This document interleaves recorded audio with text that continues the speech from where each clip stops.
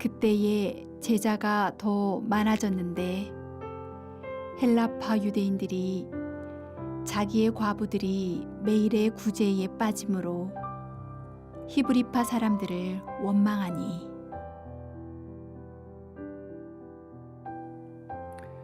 제가 과거에 외국인 근로자들과 함께 사역하던 때 있었던 일입니다.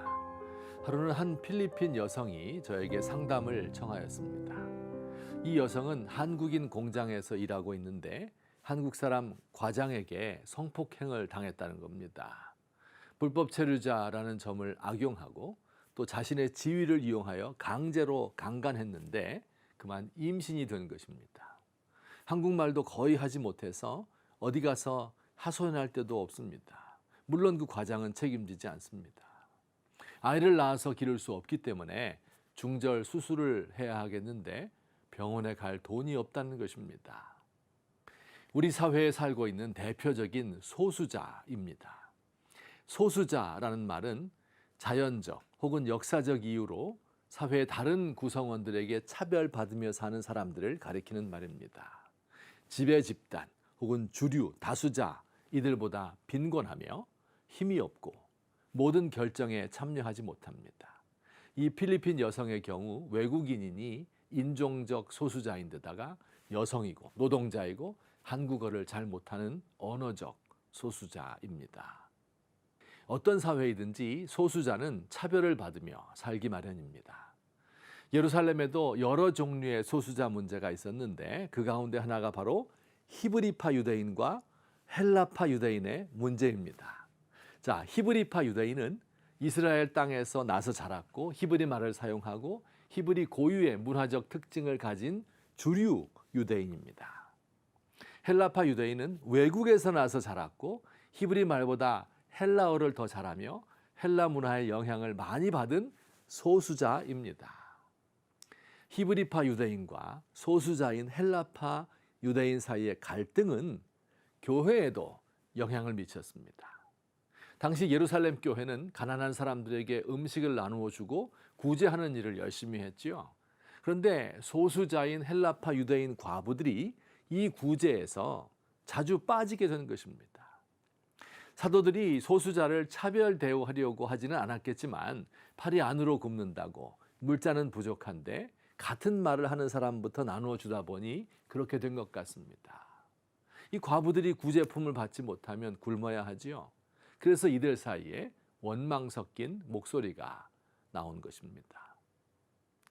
사도들은 이 소수자인 헬라파 유대인의 불평을 진지하게 받아들여 이를 해결하려고 노력했습니다.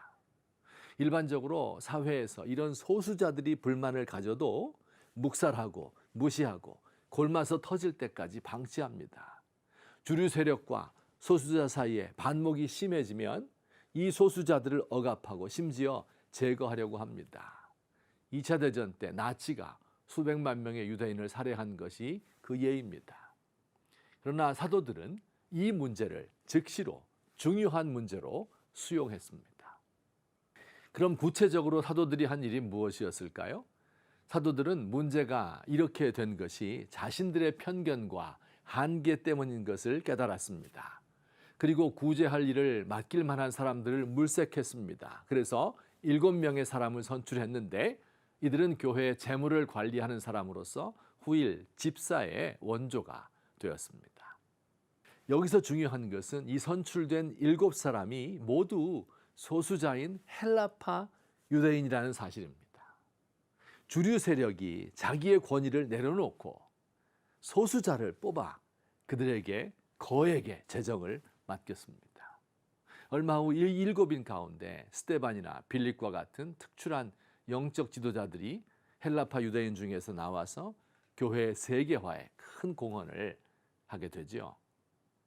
우리 한국 교회는 소수자를 품고 그들을 지도자로 세우는 아름다운 전통을 가지고 있습니다. 7천민의 하나로 사람 취급받지 못하던 백정들이 교회의 장로가 되기도 하였고 마부가 목사되고 그 마부의 주인이 장로가 되기도 했습니다.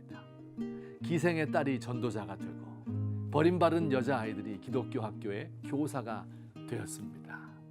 그리스도 안에서는 높낮이와 빈부 차이가 아무 의미도 없습니다.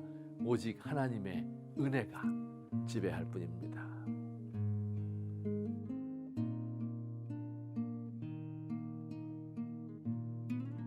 하나님은 세상을 공평하고 단순하게 지으셨으나 사람들이 제멋대로 높낮이를 정하였습니다.